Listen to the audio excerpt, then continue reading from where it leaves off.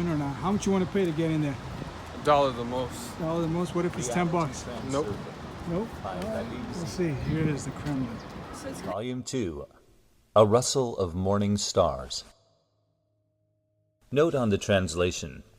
In this volume, the soul is referred to in its feminine form and the mind in its masculine form, both according to the original gender form in the Russian language. As both soul and mind are two very important concepts in the book, it is necessary to convey the author's attempt to attribute almost human-like characteristics to these two concepts. Important imagery and nuances in the tone of the book would have otherwise been lost. Also, in accordance with the convention of the language, the book has been translated in its original masculine form: he, man, mankind, etc. Forward. All of us are, one way or another, in the power of circumstances. Desires are unfulfilled, dreams do not come true, yet our worst fears, as ill luck would have it, are realized. Can't it really be the other way around? Turns out it can, and you shall find out how that is possible. This book will open a very strange world before you, where everyday reality appears in an unfamiliar form. Many vitally important questions are examined from a completely unexpected point of view. But it is not the unusualness of this new reality that is the most striking, but rather the fact that you can control this reality. Transurfing is a technique of controlling reality, and it is a rather peculiar one too. In transurfing, the goal is not being reached, it is instead being realized mostly on its own. This sounds incredible only in the framework of the ordinary worldview. We shall have to tear down the wall of settled stereotypes and false limitations. Indeed, submitting reality to your will is a rather difficult thing to do. Sacred wishes and bold dreams are truly hard to achieve if you are to follow the generally accepted norms and rules. It is well known how futile and sometimes idle the attempts to change yourself or the world around you can be. Transurfing offers a fundamentally different way of thinking and acting so that you get what you want, not to push, but to actually get what you want, not to change yourself, but to return to yourself. The main idea of transurfing is based on the assumption that there is such a thing as the space of variations, where all possible scripts of all possible events are stored. The number of variations is infinite, just as the multiplicity of possible locations of a point on a coordinate grid. Everything that was, is, and will be is recorded in the space of variations. The energy of a person's thoughts is, under certain circumstances, able to materialize a particular sector in the space of variations. Potential possibility is materialized into reality like a reflection in the mirror of variations. Men and women are able to shape their reality. But in order to do that, one has to follow certain rules. The human mind is trying to affect the reflection without any luck, while it is the actual image itself that has to be changed. What is this image? How do you change it? How do you handle this strange mirror? Transurfing provides the answers to all of these questions. And only one thing remains unsolved. What hides there behind the mirror? Despite the fantastic nature of the ideas that are presented in this book, they have already been practically confirmed. Those who tried practicing transurfing experienced astonishment bordering on ecstasy. The surrounding world of the transurfer is, in some incredible way, changing right before his eyes. Now it is no longer virtual mysticism, but a controllable reality instead.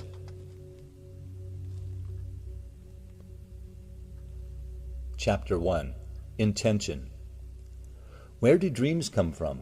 Are they simply a product of human imagination? What do dreams and reality have in common? The curtain is being lifted, unveiling the secrets of ancient magicians who built the Egyptian pyramids and other similar structures. Your possibilities are limited only by your intention. Waking up in your dream. In this chapter, we are getting even closer to solving the riddle of the overseer. why we are able to choose anything we want, and how we should go about doing it. One of the clues to this riddle lies within a phenomenon we call dreaming. A person spends 1/3 of his life sleeping and dreaming. Everything that happens to him in this borderland has, up until now, been under a veil of secrecy. Unfortunately, scientific research in this area offers little explanation. Philosophical interpretations are also moving from one extreme to another. Some say that dreams are simply illusions, while others claim that our life itself is nothing but a dream. Who is right? Within the framework of the Transurfing model, no one is right, but let's not rush ahead. When remembering their dreams, adults are aware of the fact that nothing actually happened to them. Their minds interpret dreams as fantasies that somehow take place when people rest. The human mind is satisfied with such an explanation. It is well known that children up to 4 years of age do not differentiate between dream and reality, where they are awake. They believe that dreams take place in the same world as the rest of their life.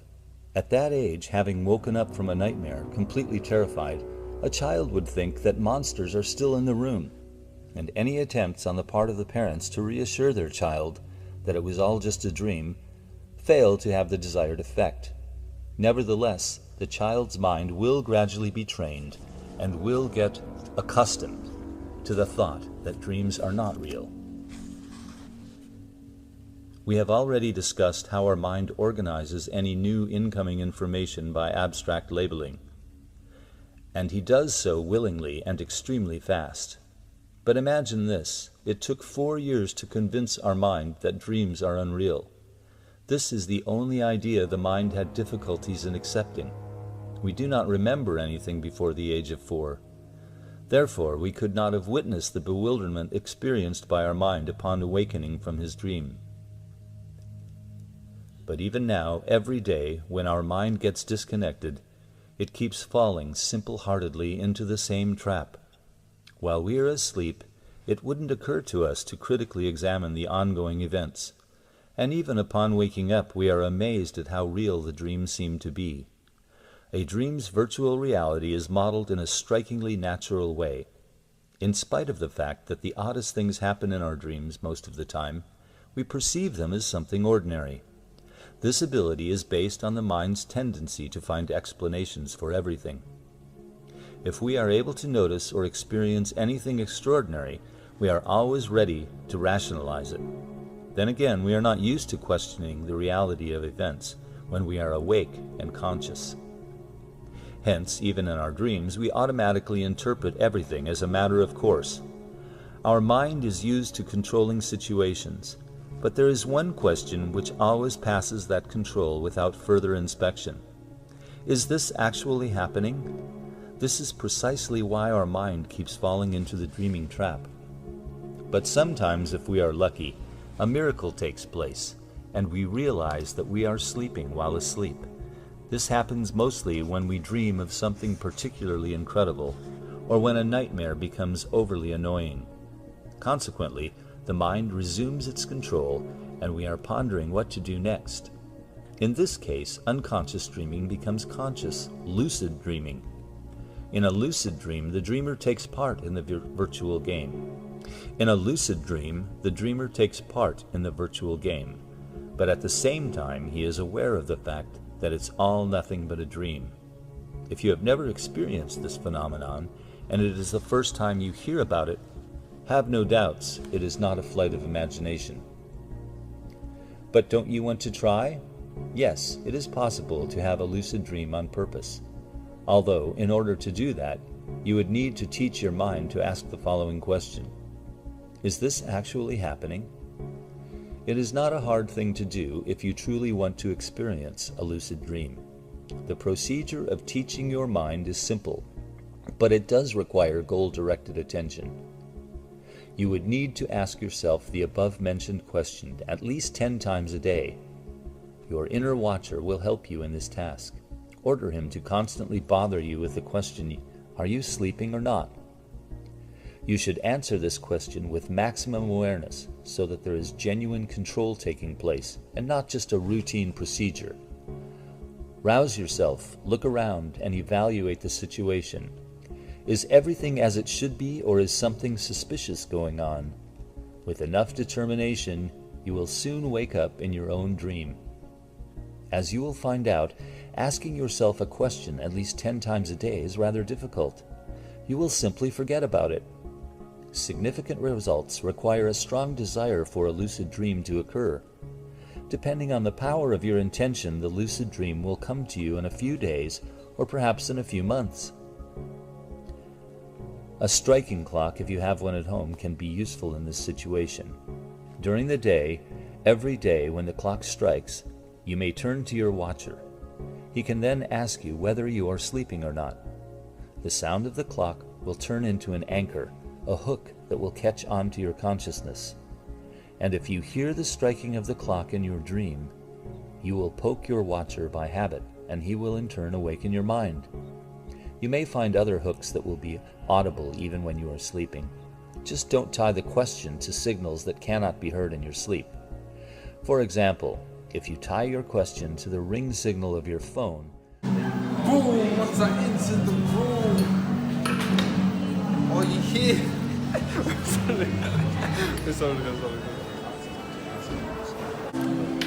Boom! Once I enter the room, all you hear are whispers of doom. what is happening around you is real or not. Don't answer the question automatically. Do it consciously each time. To many dreamers, recognizing anomalous phenomena, inconsistencies, and odd things in their dream is the defining factor in awakening consciousness. In most cases, such things go unnoticed and are perceived as quite normal. That is exactly why you should teach yourself to critically assess each situation and answer the question consciously.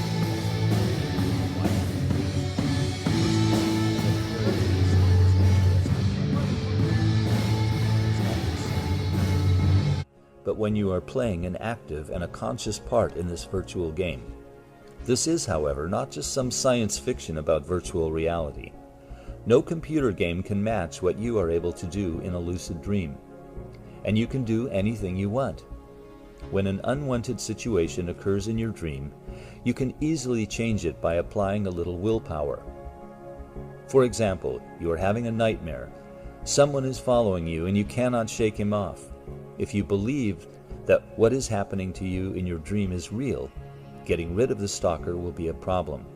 But if you would realize that you are only dreaming, it is most likely that you would try to wake up, and although with some difficulty, you would succeed most of the time. However, there is a more efficient and more interesting way of getting rid of an unpleasant dream. If you have realized that what you are experiencing is simply a dream, it will be enough to look at the stalker and think, "Go away, vanish, be gone." The stalker will immediately disappear. You can even get him in the air and make him do somersaults by simply thinking about it. In his dream, a person...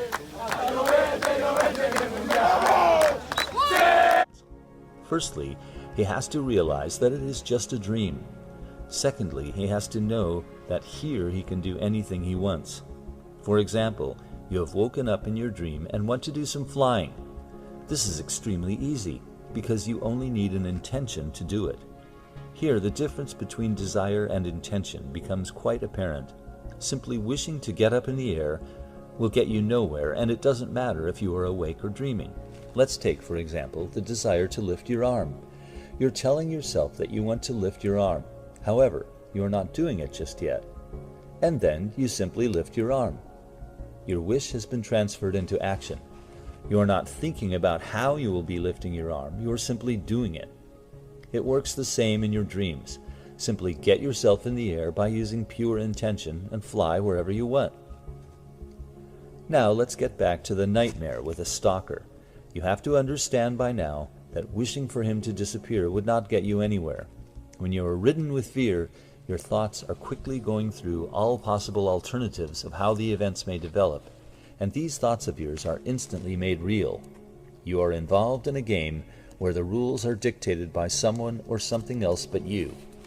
And even if you have realized that it's all just a dream, You won't be able to do anything unless you take control of things. As long as you are playing the part of a passive victim, you are trapped in the game. It doesn't matter that the game was created by your imagination. At this point, you are being a slave to your imagination. You are afraid and you run away because you chose to play that part. Yet if you stop and decide that you want to stop,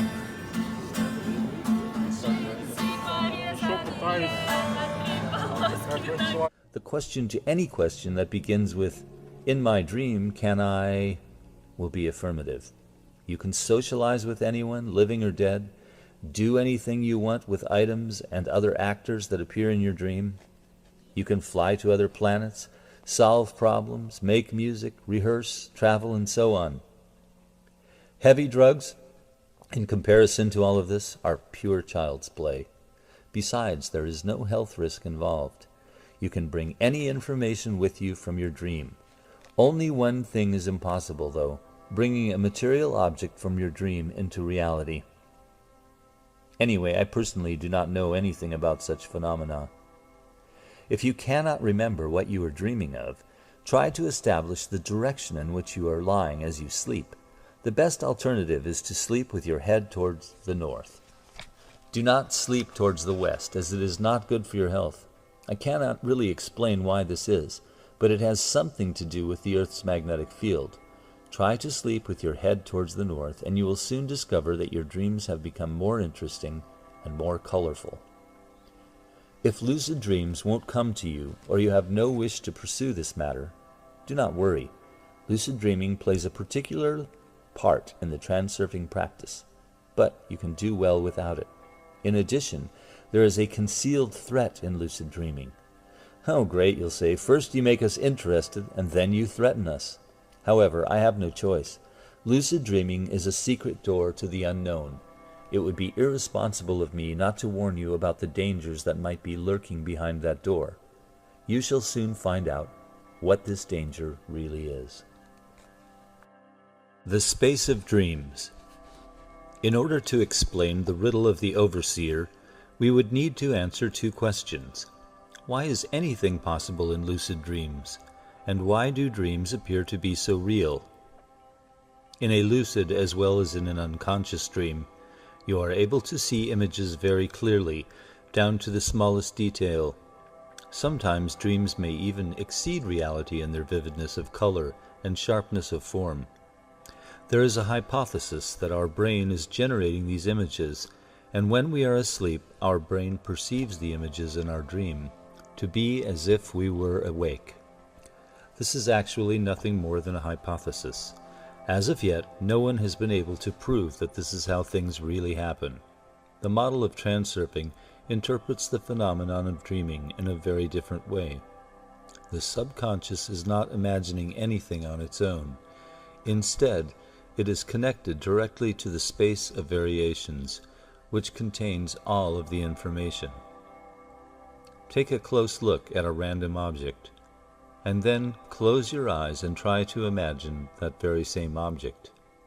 Even if you possess outstanding visualization skills, you will not be able to see the object with your eyes closed just as you would if you had your eyes open.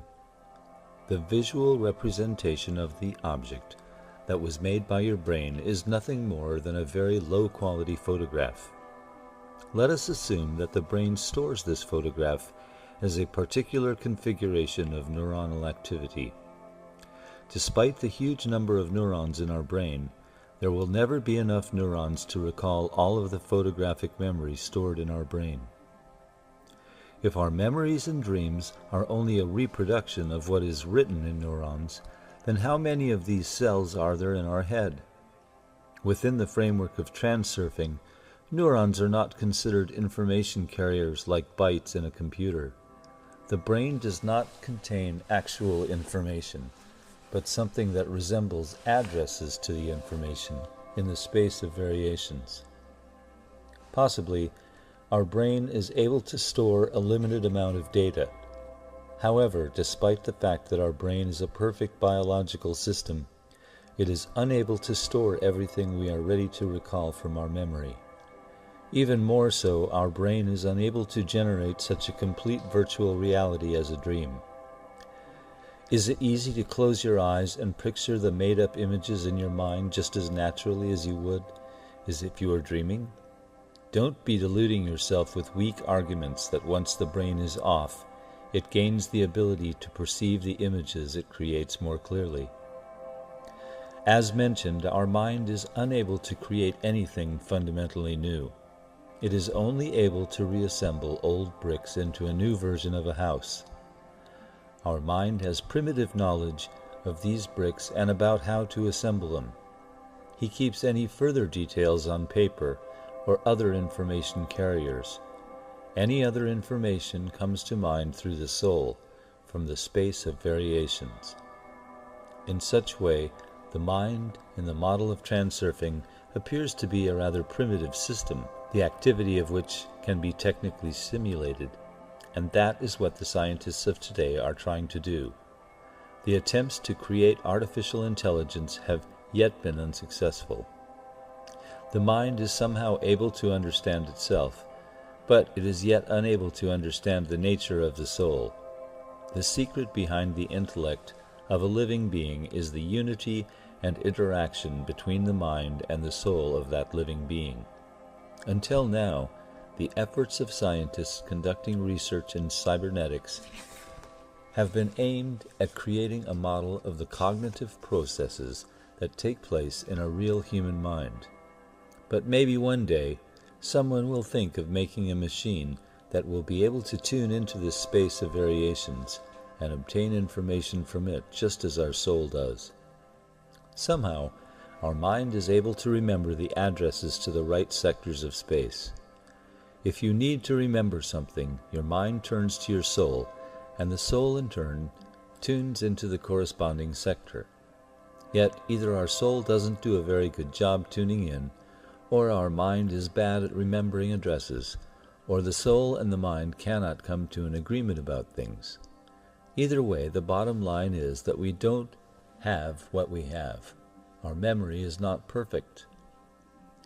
Nonetheless, our soul is able to randomly tune into the sectors and the spaces of variations that have yet not been realized, and these are the images we see in our dreams. That is exactly the reason why this bordering space is so real. Dreams are not illusions in the ordinary sense of this word. The mind is not imagining dreams, but it is actually seeing them. It is a known fact that in a dream a person may perceive images as if they were out of this world. For example, one could see every detail of an architectural construction, and it is completely obvious that this person could actually never have encountered anything like that. If a dream is only an imitation of reality made by our brain, then where do these never-before-seen images come from? As you recall, sectors in the space of variations contain different variations of scripts and decorations. Decorations consist of both inanimate surroundings and living beings. If you have seen your relatives or friends in one of your dreams, you must have noticed that they were not just the way they were or are in real life. They may have a different hairstyle, strange clothes, and they may even have a different personality. Virtual characters from the space of dreams may behave a bit unusual and odd. You recognize your friends in your dream. You understand that these are your friends, but at the same time, you feel that there is something not quite right about them. This is how the multiformity of the space of variations appears. Decorations of various sectors differ from one another. Events that we see in reality are realized variations. In our dreams, we get to see a few sectors that have not yet been realized. If, while dreaming, you ever have the chance to see your own reflection in the mirror, you will probably be unpleasantly surprised or frightened. The face in the mirror wouldn't be the same face that you are used to seeing in a real mirror. You'll immediately realize that you are you, but your face has changed. The thing is, the way a person looks corresponds to the sector that person happens to be in. Depending on how far away the viewed virtual sector is from the current sector, that has been realized and that is now your reality, your physical appearance will change to a greater or lesser degree. The surroundings will also change depending on how far the virtual sector is from the realized one. You see your town, but it does not look right. The same streets and houses appear somewhat peculiar to you. You are puzzled, as if you have been hallucinating. If in your dream your soul has gone far enough from her real sector, then you might find yourself in a completely unfamiliar environment. You will see landscapes and people that do not exist in real life. Everything is living its own virtual life in that sector. And what is then your role in that life? Everything that happens there is immaterial. Your role is just as virtual as the virtual reality you are in. Yet at the same time, it is not an illusion. At this point, there can be two options. Either the variation of your person exists in that sector, or it does not. If your person exists in that sector, would you be able to meet your double? That is a very difficult question, which I am not yet able to answer. It is most likely that your soul takes up the role that is written in the script of the sector. The fact that the dreamer views his face in the mirror as belonging to someone else speaks in favor of the above assumption. The fact that the dreamer views his face in the mirror as belonging to someone else speaks in favor of the above assumption. There is one more question that is of interest to us. If information in the space of variations is stored in a static state, like a film reel on a shelf, then why do we see movement in our dreams and take part in this virtual game? All events are stored simultaneously in that field of information. Everything that has been and that is going to happen is already in the field. Then why does the soul, when flying about in the space of variations, see movement of life and not static images? Perhaps our perception works in such a way that we are only able to perceive the movement of a film reel. Or maybe such is the quality of space, and it appears to us only as a flow of variations. If our soul is flying along the sectors, then it does see movement. In that case, where does your soul go when you are dreaming? Where does it travel in time? The past, the present, or the future? Everything concerning the space of dreams carries more questions than answers. I can say one thing for sure. Dreams are not an illusion. You got a little scared there, right? Every night we all travel to the space of variations. And there we live through a virtual life. This virtual life has no tangible physical basis. And nonetheless, it is real. What could be said about interpreting dreams and the meaning of dreams? The answer might seem a bit surprising to you. You probably assume that in light of everything mentioned in this book, dreams have the full right to be harbingers of future events. However, specifically in the light of everything that was previously mentioned, dreams in transurfing cannot be viewed as the kind of signs we spoke about in the previous chapter. Dreams show us what could have been in the past or in the future. We know the past. The future in the space of variations is too diverse. Therefore, there is no guarantee that we saw an upcoming sector in our dream that is about to be made real. Adjacent sectors actually do have similar scripts and decorations. However, no one can guarantee that the sector you saw in your dream is actually close to your current life track. In reality, your soul is actually able to sense upcoming events. The most reliable sign is the state of emotional comfort of your soul. When you are awake, your soul displays the state it is in relation to the current life track or in relation to the upcoming turn in the flow of variations. Other signs are also related to the realized current sector and to its adjacent sectors. Yet, when you are dreaming, only God knows the whereabouts of your soul. She could be anywhere, and therefore you cannot rely on the information she brings you. The next question. If a dream is not a product of our imagination, then who decides what the script of our dreams should be? The script lies in sectors in the space of variations. While the mind is sleeping, the soul may travel in the space of variations any way it wants to. Sometimes our mind sleeps so heavily that we do not remember our dreams. No one knows what happens to the soul when the mind is sleeping. In real life, the behavior of any person is controlled by the mind. So, when the mind is watching dreams, he plays the role of a passive observer. He does not control the situation, but assumes that everything is just the way it should be. Everything that happens does so according to the script that lies within a particular sector. As soon as your soul steps into that sector, the events of that sector develop in accordance with expectations, fears, and ideas acquired by your soul and mind in real life. Expectations and fears are immediately realized. For example, if somebody appears that, according to your mind, could mean trouble, then the script of being in trouble is realized. Even if the tiniest thought of someone following you flashes through your mind, a monster will start chasing you in your dream. This happens because your soul instantly tunes into the variation that has just passed into your mind. Your soul will choose a variation of the script that matches your thoughts and expectations. The movement of the soul in the space of variations takes place at the same time as thoughts and expectations run through your head.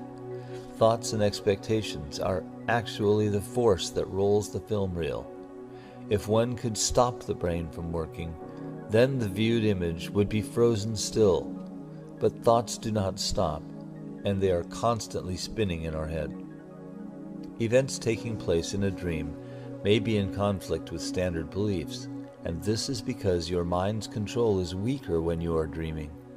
All sorts of absurd and strange things happen to you in a dream. Incredible visions appear before your eyes, and the laws of physics are no longer working. Unbelievable things may happen in a lucid dream as well. After all, your mind understands that this is only a fantasy, and therefore it can allow any absurdity. Now you see why everything is possible in a dream. A dream is a soul's journey into the space of variations, and you can find any possible script in that space of variations. This is why, in a lucid dream, you are able to intentionally change the script of your dream.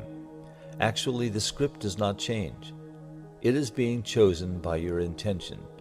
As soon as the intention to swap roles with your persecutor enters your mind, your soul will switch over to a sector with the reverse script. If the mind has realized that he can control what is happening, he will start formulating desires, like, for instance, the desire to fly up in the air. This thought, having quickly flashed through your mind, will transform into intention in your soul. Intention is the moving force that transfers the dreamer into the sector with the corresponding script. The journey of the soul in the space of variations is not burdened by the inertness of material objects. That is why dreams are so supple. The reserved script is immediately realized. And what happens in real life? Basically the same thing. The only thing that differs is the speed with which the script is made into reality. In real life, events develop according to the same laws as the events that take place in dreams. However, they do not happen with the speed of lightning, because the material realization of variations has a certain degree of inertness.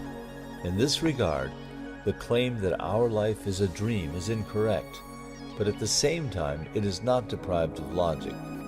I have already illustrated how thoughts are able to shape events taking place in someone's life. What is on your mind now is what you will get sooner or later. Your thoughts are a radiation of energy on the frequency of a particular life track. In real life, the transfer to this life track is slowed down by different material factors. A sector of space that has been realized in comparison to an unrealized one would appear sticky as tar when compared to water. Material manifestation of the potential variation occurs with a delay. There are no inert obstacles in a dream, and hence, the transfer between sectors is realized immediately. At this point, it should be obvious to you why I started talking about dreams and dreaming. In order to rule our destiny, it is crucial for us to understand how our thoughts carry us from one sector to another, and why not all of our desires are realized. However, in order to examine this question, you don't have to get involved with lucid dreaming at all. Our goal is to be able to choose a script when we are awake. It is much more important to learn how to wake up in real life than in a virtual one.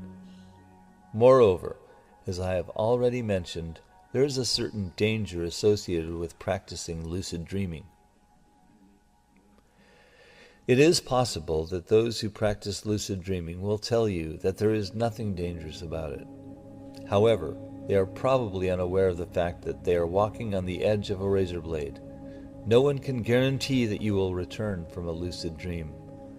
While your soul is flying about in unrealized sectors, there is no danger. But what do you think will happen when your soul will by chance get into a realized sector of space? The hypothesis is that you could materialize in that sector. We are all used to the fact that fantasies can be of no harm to us. Yet, as you see, the given assumption carries a threat. And what if it is a fact?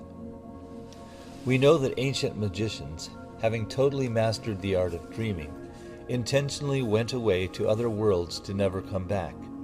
Their physical bodies disappeared from this world as well. Ancient magicians were either too reckless or knew too well what they were doing. In our times, every year there are tens of thousands of people disappearing without a trace. They simply vanish. There are even theories about alien abduction. I cannot say anything for sure. But it is possible that they simply do not return from their dreams. After all, a soul can fly into a realized sector even in an unconscious state. Lucid dreaming is more dangerous in that sense because your mind could lose his caution and fly into heaven knows where. No one can say whether your soul would be able to return. A physical body may even stay behind, and in that case, they would simply verify that death came in your sleep. It is not my aim to get you all scared. Just keep in mind that a dream is not an illusion. When having a lucid dream, you might be tempted to fool around a little bit. After all, you could do anything you wanted and get away with it without causing any harm to other people. Or you could simply fly around and explore other worlds. Everything is allowed while your soul is in an unrealized virtual sector. Чига безне узбеки, фарси, руси. Хочешь по-русски пообщаемся? Но, к сожалению, ты по-русски не понимаешь. английский, no? Мы на английском не разговариваем, мы не любим английский. Oh, they don't like English. You see that? ما زبان انگلیسی دوست نداریم. دوست نداره ها؟ چرا؟ و پدرلعنتی همه شیطان world, but it may just as well be a living hell. The location of this world is also unknown. Maybe it is millions of light years away from our Earth, and maybe it is in your cup of coffee. That world could be very far away, and at the same time it could be very close, but... Late with the Mubarak YouTube. What? What? See? I said that I congratulate with the Mubarak YouTube. Oh, Mubarak. okay, Mubarak. far away or nearby, as it is very easy to get lost in it, and extremely difficult to come back. I won't touch upon the subject of astral journeys into the material world. There is a different mechanism at work, and the subject has nothing to do with transurfing, and it is a rather dangerous business altogether. Generally speaking, dreams are only indirectly related to transurfing. Our task is not to run away from the cruel reality into the bordering world of dreams, but to make our actual reality a more comfortable one. There is no need to fear dreams, but one shouldn't take them lightly either. If you feel discomfort in your soul when there is talk of lucid dreaming, then you shouldn't be doing it at all. Your inner gut feeling should tell you whether something is dangerous for you or not.